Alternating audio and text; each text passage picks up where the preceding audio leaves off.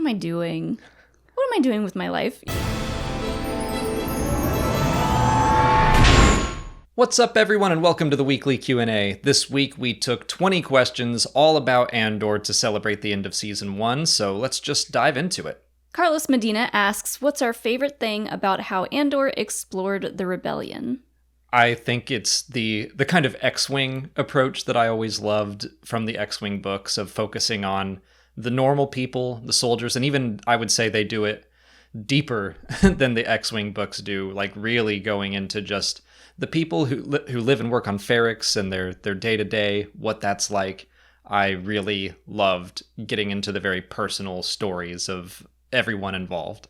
Yeah, I was going to mention just being on Ferrix, seeing things on kind of a smaller scale was really nice. And just being able to see the very, very first parts of the rebellion being formed and like the Aldhani job and the uprising on Ferrix, just being able to see the earliest signs of a rebellion forming was really cool to see. Right, like we're still a ways off from the Death Star, and we're going to talk about that in a little bit, but the idea that the movies focus on like, yeah, these really giant threats that need giant heroes to come in and save the day, but here we're just looking at, and this is how they always pitched it, like this is how a rebel is born, someone like Cassian. This is how a revolutionary is created. And so focusing on that and kind of just taking like 3 steps away from Luke Skywalker and the Death Star and being like, all right, how did we even get to that point? Just all of that was super interesting. Harrison Edgar asks, should we have seen more from Kenari in Season 1? That's an interesting question. It's something that when I kept going back to the original 3 episodes, I kind of even forgot about it. And then Marva brings up his sister in episode 7, so I was like, oh, okay, they're kind of prepping us to bring that back, so it's not a complete shock in the finale when they drop some reveal about his sister. And then they didn't at all. So yeah, I do kind of wish that they continued pulling on that thread. I don't think they're dropping it. I do think we're going to keep exploring that in Season 2, but just something, another little tease about it. I wish we kind of got something about it. Yeah, I don't know. I feel like this is something that just Star Wars fans in general expect an explanation for every little thing. So for a while, I was expecting that we would go back there and find out more, but I'm okay that we didn't. I do wish that we found out what happened to Andor's sister, because that's how the whole thing kind of started. So I'm curious to see if we see more of Kenari in Season 2 and find out more about his sister. I would say that is what my focus is as well. I don't know that we're going to learn like what happened on Kenari, but what happened to his sister, I am curious about, because just again, the fact that Marva brought it back up, and even though she was like, your sister's dead, leave it alone, it seemed like a reminder to the audience that she's not. But at this moment, I just see it as, you know, this tragedy that Cassian kind of went on this little rebellion on his own in the Republic/Separatist ship, and then he wound up being taken away from his family. And then he gets taken away from Marva by Luthen, and like all of these things just keep happening. Or when he rebels against the clone troopers, he's taken away from his family. Then it's just this cycle of rebellion and then loss for Cassian. Cindy asks how much time we think passed in Season 1. Yeah, I don't think a ton did. I don't think it covered like the entire year from 5 to 4 BBY. I think the only kind of set in stone time we know about is he spent about a month on Niamos and then about a month in jail. That's when he gets there, the prisoners say like, it's been a weird month, and then he spends another month. So there's 2. I would guess maybe 1 other month, maybe. He's only on Aldhani for a few days. He's only a few days out from the heist there, and that picks up right after the Ferrix arc, which picks up the day after Morlana. So I don't think a whole lot of time passed outside of the prison arc. Episodes 7 and 8, I guess. I was going to guess 3 months. I think that's fair. Harry Oomph asks, why is B2 so lovable and relatable? I mean, I genuinely do think it's because they treated him like a talking dog. He's similar to Doug, I think, in Up. Yeah. Isn't he? Like just so genuine and wants to be helpful and wants to love and be loved. Well, I find it interesting that they gave him a voice and he speaks basic, so that the whole audience can understand exactly what he's saying and what he's feeling. And I think that's a big part of it, is he says words instead of beeps. And yes, they do treat him like a pet dog, basically. He's got a little dog bed that he charges in. He's got that little stutter that's really cute. Just everything about him is completely endearing. Yeah.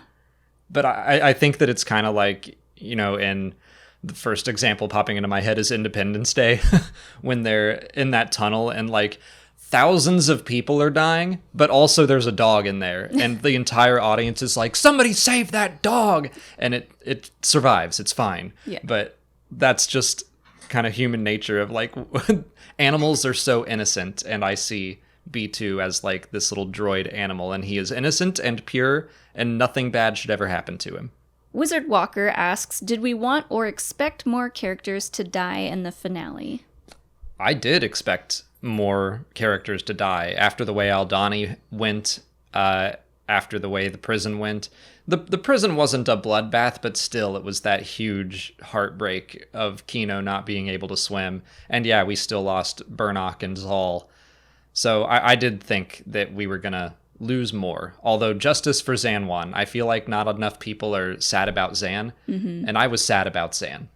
Yeah, I guess I did expect more people to die, especially after all of the explosions that happened. Like, there was a point when we were watching the finale, and when Cyril is about to run out before the bomb goes off, I thought that was going to be the end of Cyril.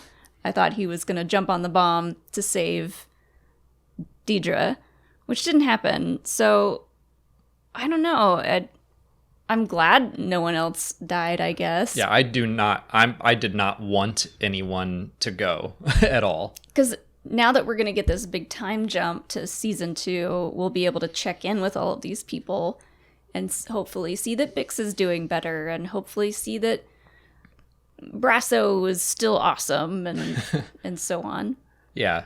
I think some people can get caught up in the idea that, you know, if nobody dies, then what's the point? I feel like Game of Thrones maybe trained people to just expect season finale means bloodbath, but that's just one potential consequence of someone's choices. And it is like, you know, the biggest consequence or sacrifice, but I still found it incredibly dramatic. I was terrified for everyone the whole time. Not to mention, you know, Ferric citizens in general, a lot of people died. It wasn't just named characters. But the way I'm seeing it is, you know, everyone is safe for now. The B Squad, as someone called them on our live stream, Bix, Brasso, and B2 Emo, they're all safe. Willman is safe. But that's just for now. I'm still kind of like scared for them in season 2. But at least I have some reprieve right now. They're safe. Elliot Finn asks, was Luthen questioning his own methods on Ferrix? I think so. Yeah, there's a moment where the camera keeps kind of cutting to him during Marva's speech. And I think in that moment, he's kind of realizing, like, what am I doing? What am I doing with my life? Yeah. Like, maybe he's realizing that he should be going at this rebellion differently, and he shouldn't just be there to kill Cassian because he's a loose end. Yeah, I am hopeful that something that he witnessed there, Marva, everyone on Ferrix, I hope that starts to shift him towards a better way of fighting this fight. Where right now, yeah, he's very much about loose ends. He wants to keep everyone separated, and it's all about, I've brought up the chess game many times, but he's playing a game of chess with people's lives, and he's the king, and he cannot get captured. So he keeps everyone separated, and no one knows what anyone else knows. But then he witnesses Ferrix and what happens there, and like Marva brought together a community, and he got to see what they did from afar. Like he he bounced out of there real fast and just watched, which seems like a very Lutheran thing to do. It's what he wanted, but then, yeah, he is faced with, oh, these are the consequences of my actions. I did want people to push back against the Empire, and this is what I wanted to happen, and now there are a bunch of people dying down there. So I think witnessing it personally is maybe a wake-up call, maybe not. We have to wait and see how he reacts to all of this. Well, he's been working so hard to stay this faceless, nameless member of the rebellion, and it's like the Aldani job was done as kind of like a faceless act, but we see on Ferrix everybody is like there front and center, literally facing the Empire, saying like enough is enough, we're just gonna fight you, and we're not gonna be sneaky about it. So I'm wondering if he realizes that he shouldn't be worrying so much about like his identity being found out. Like he shouldn't be so much of a coward, to be honest. Like, I mean, he admitted that he's a coward. Yeah, and that he should be more like Marva and like try to inspire people. Like you said, I don't know if that has officially clicked in his mind yet, but maybe Cassian will help him through that journey. Yeah, I think that he might see that people need a symbol to rally around, and that could wind up being Mon Mothma. It's also very much like RRR. There's a scene where, I mean, there's one person who's fighting that revolution, and it's kind of the way that Luthen fights, using the enemies, the weapons of my enemy to fight them. But then they witness one person who's just trying to save one little girl, and they sing this awesome song, and like everyone is watching. And then when the British finally like whip him into the ground, all of the people there start to fight. And it's exactly B2 emo getting thrown over and then everyone freaking out and fighting. It's very similar. I don't know if there's a question about this. Probably not, but there was a line that we got from Clem when we got that one little moment where Cassian's having a flashback talking to his adoptive father. And he says, the man that knows everything is more blessed than cursed. And I liked that line a lot when thinking about Luthen, because he thinks he's cursed. Yeah. And he's kind of like the Axis character who's kind of like, he knows everything. He knows what's going on in all these little parts.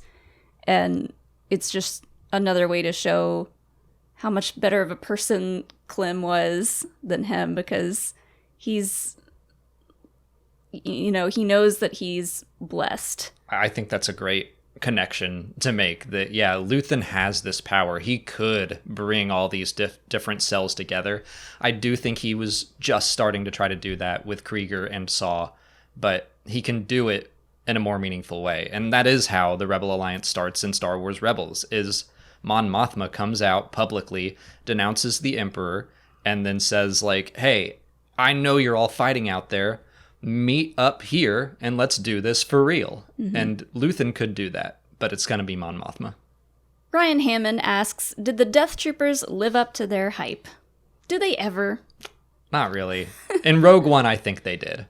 Yeah, I guess. think they did in Rogue One. They did some work on the Rebel troops, and it took Chirrut and Baze, mostly Baze, like single-handedly wipes them out, but, in a moment of awesomeness.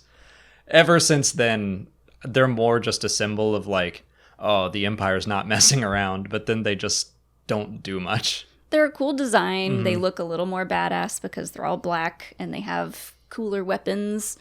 But honestly, like, we noticed that during the fight on Ferrix, the stormtroopers were as scary as they've ever been, kind of like what we saw with the TIE Fighter earlier on in the season, the one TIE Fighter being scary flying over Aldani. Mm-hmm.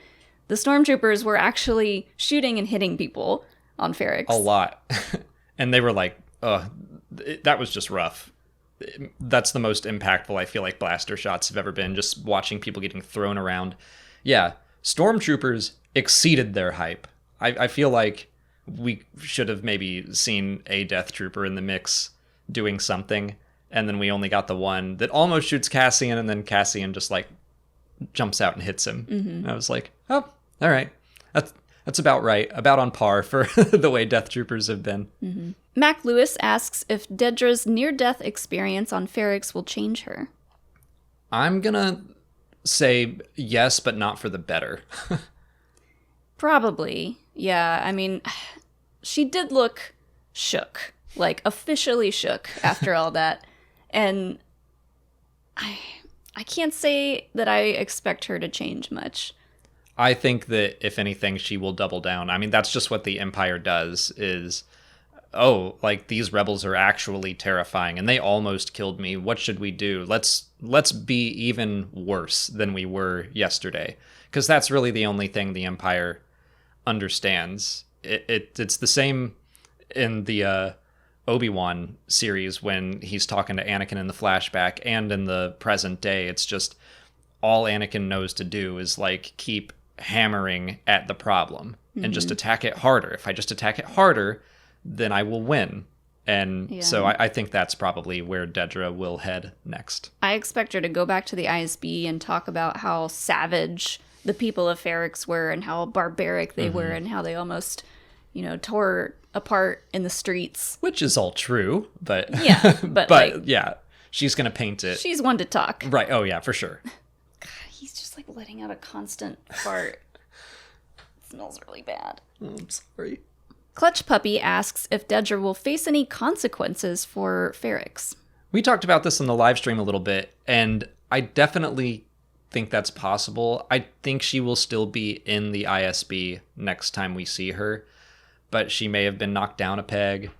I also think it's possible that she could point at Captain Tigo and be like, it's his fault all of this started. That's the other kind of Imperial thing to do, is just be like, just keep passing the blame down the line until that person can't pass it any further.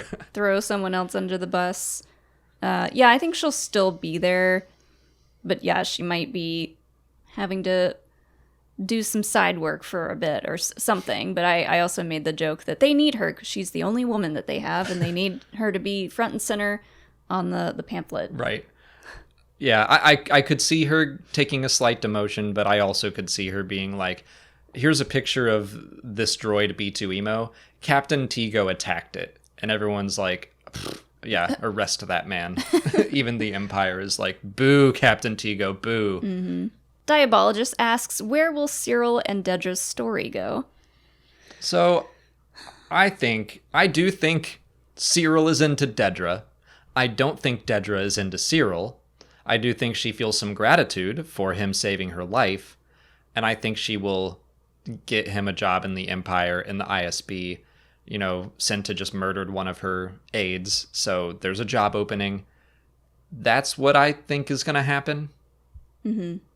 Yeah, I'll insert a picture here from our reaction when we thought Cyril and Dedra were maybe going to kiss, and we were not happy about it. Because I don't like the possibility of a romance there.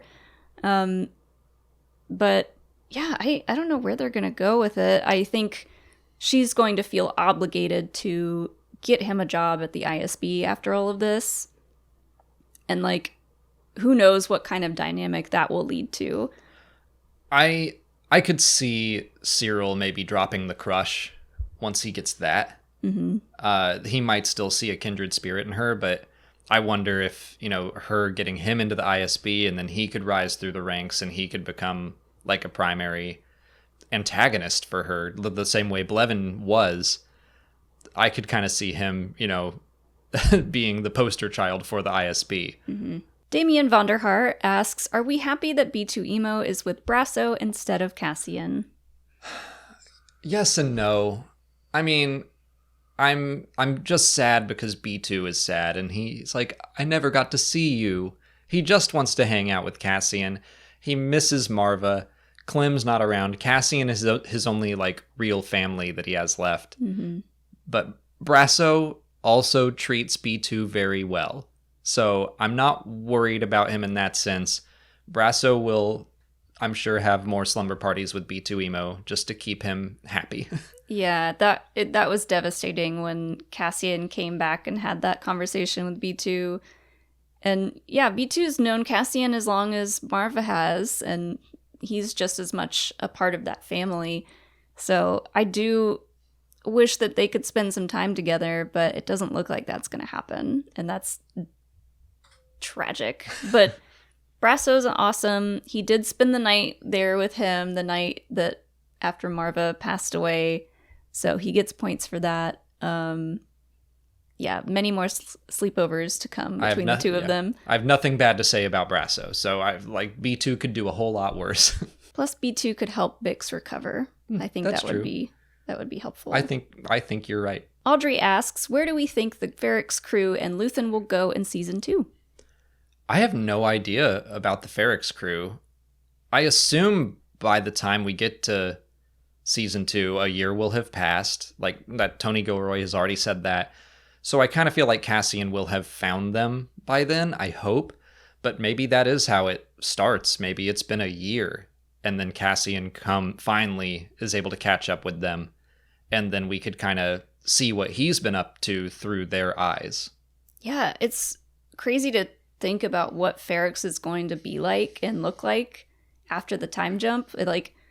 Is anyone still going to be there? Did Brasso have family there? Is he ever going to go back?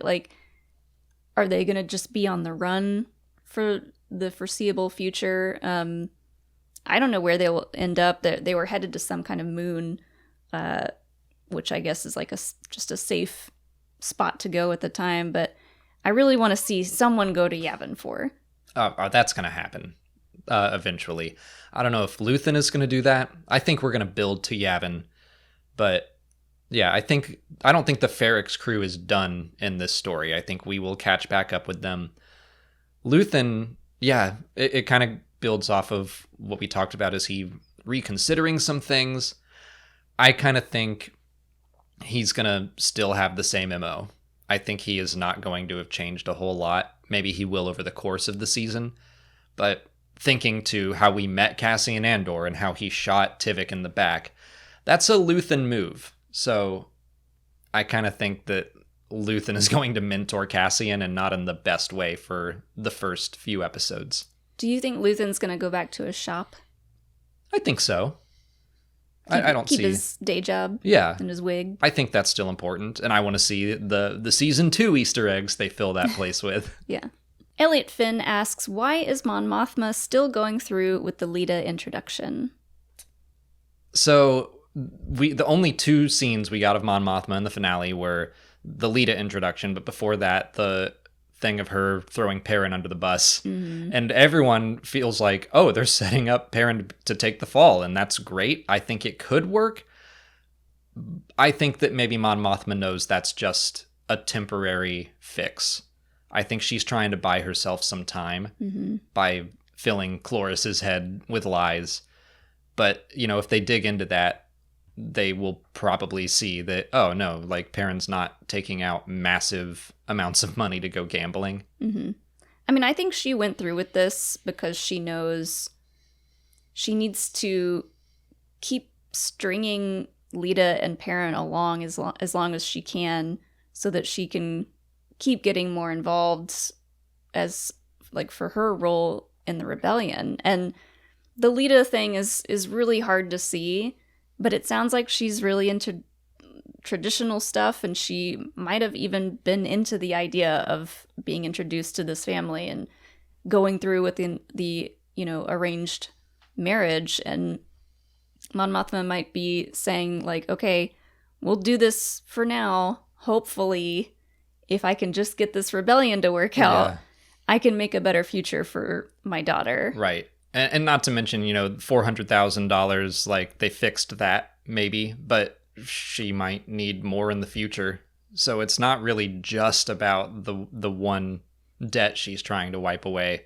It probably is about the future as well. Mm-hmm. But yeah, I'm still okay, it's just an introduction. It's not a marriage proposal. It's a step in the wrong direction, but I do hope that they pull back from that in the end. Yeah. Brandon Madigan asks, when do we think the post-credits scene takes place? I think it probably takes place around 5 BBY, same time as the finale.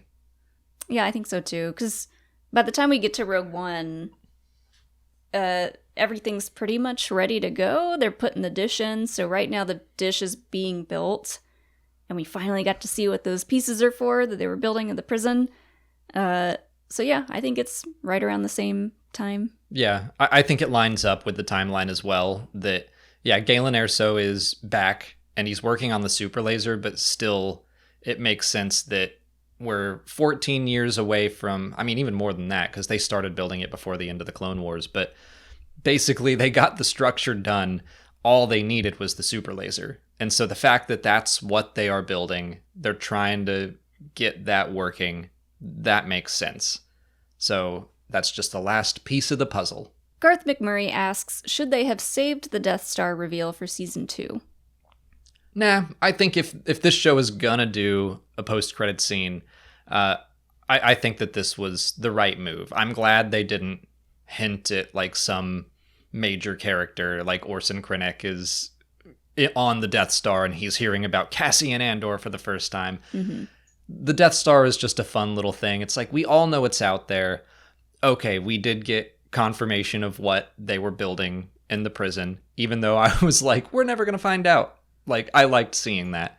So I think that that was the right move. Just a tease that isn't really a tease, because it's not affecting the story, really. Yeah, it's like showing that Obi-Wan still lives on Tatooine. Like, we know that. Yeah. He's there. Sure. It's up there. We know the Death Star's up there. I don't think saving it for season 2 would have been any better than showing it in season 1. Because Cassian doesn't even learn about it until the beginning of Rogue One with Tivik. Yeah. He might hear whispers of something. The Empire's working on something, but he won't know what.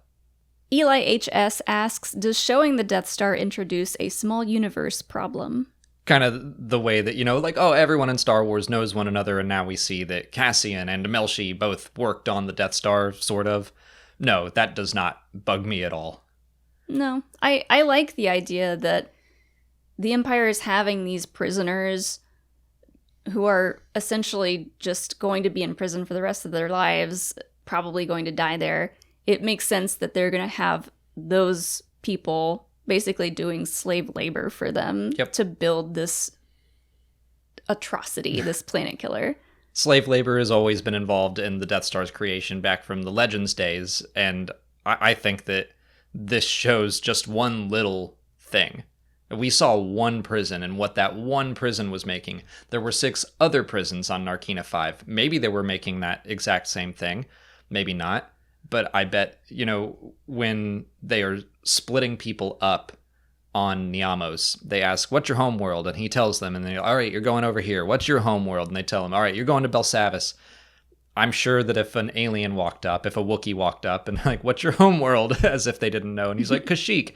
And then they would send him to do something bigger, probably. Mm-hmm. So I bet there are prisons all over the galaxy of people forced to make like just this one thing over and over and over that the Death Star needs. Kyle Barrett asks, is one more season of Andor enough? I think it will be. I think in the end we will all feel happy. Well, to put it in Andor's terms, we'll feel fat and satisfied. Yeah. I think we will feel well fed. Right now I am sad that it's just one more season. I respect all the creators' decisions and why, because it would just be so much of their life. But selfishly, I would have loved to do actually 1 year per season. Yeah, I feel like, I know the original plan was 5 seasons and then they made it to, I think 3 seasons would have really been the sweet spot to give us more Mon Mothma stuff, more stuff in the Senate, maybe introduce the Organas and throw a little Leia in there. Why not? But yeah, it'll be fine. Yeah. It's going to be good. I probably will wish that we got more by the end. I am afraid it's going to feel fast. I like the very deliberate, meticulous storytelling of season 1, and I think we're still going to get that.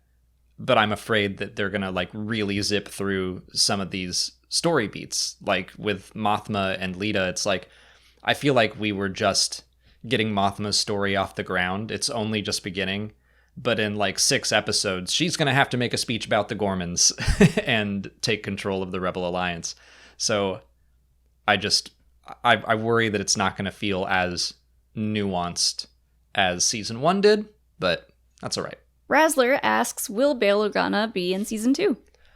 I think he has to be. I mean, I'm not going to be like upset if he's not, but just knowing how close Mothma and Bail were in the books and the comics, in Rogue One even, like she knows that he has a Jedi friend. They talk. So I think that season 2 is going to get more and more connected with familiar stuff. And I think Bail Organa will be one of those things.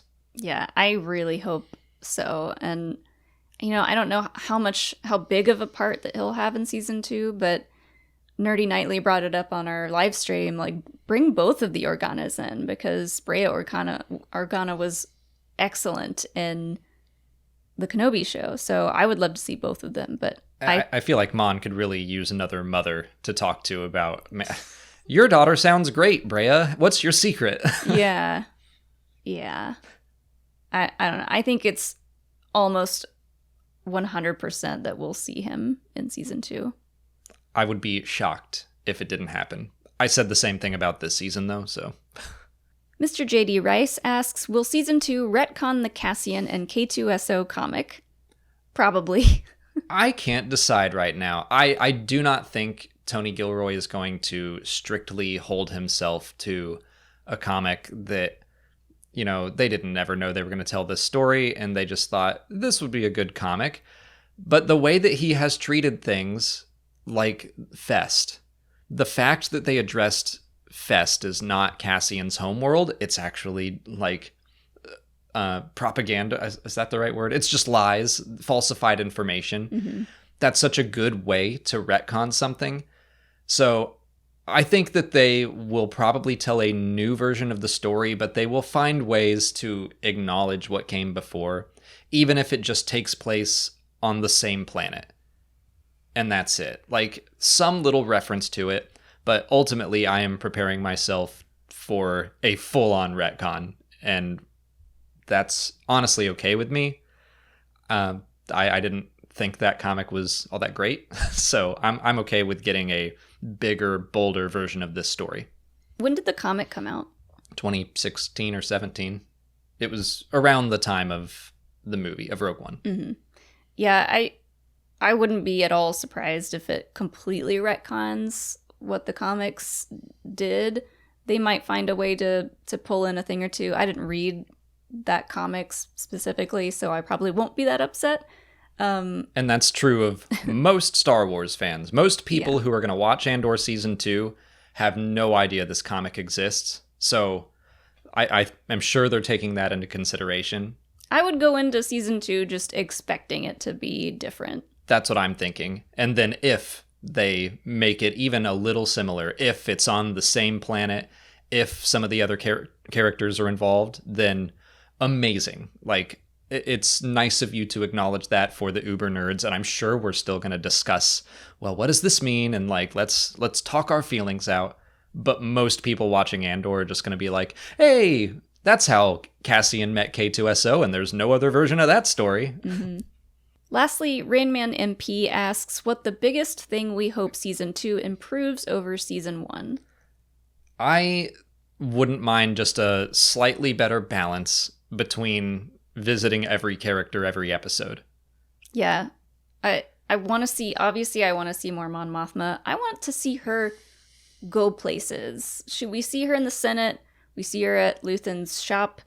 Otherwise, we only see her in the car or in her apartment. So I would love to see her get out and go somewhere else, get away from Perrin and Lita for a bit. And then I want to see the same for Saw. I want to see Saw be able to do something cool instead of just be paranoid in some cave. Because we saw that in Rogue One. Yeah. I think I would like to see Cassian interact with more characters. Like, he hasn't met Mon Mothma yet. I'm sure he will. Getting him to work with Saw Gerrera would be great. Tivik mentioned Saw in Rogue One in their first scene, and it's not like Cassian said, who? He well, okay, that might not work because he kind of needed Jyn to get him in the front door. But maybe that's because Saw Gerrera hates Cassian Andor, because maybe Cassian did something to him before. But he's hanging out with Luthen, so Saw might be done with Luthen's BS. But still, to your point, I think it would be great to see Saw Gerrera actually like launch an attack and show how terrible he can be. Yeah, have him do something ruthless. Yeah. And because it's interesting that we hear other characters talk about Saw Gerrera and the Partisans, and like we know that they're well known for being extremists, but we've never seen any of that stuff aside from the Clone Wars. Mothma talking about how his militancy has caused a lot of problems for the rebellion. Yeah, I'd like to see that. Something along that, maybe not something as close to what they did in Rebel Rising, which was brutal, like probably too much for live action television, but something to just be like, oh, that's why he's a problem. Got it. We want to see him do something bad. We don't want to hear dying children in our headphones. Agreed. Some balance between those two. We can find that balance. That's all the time for questions we have today. If you want to leave a question for next week's video, just put it in the comments below or sign up for Patreon to join our weekly Q&A discussion. If you haven't already, please like this video, subscribe to the channel. Follow us on Twitter, Instagram, Facebook, and TikTok. And as always, thanks for watching, and may the Force be with you.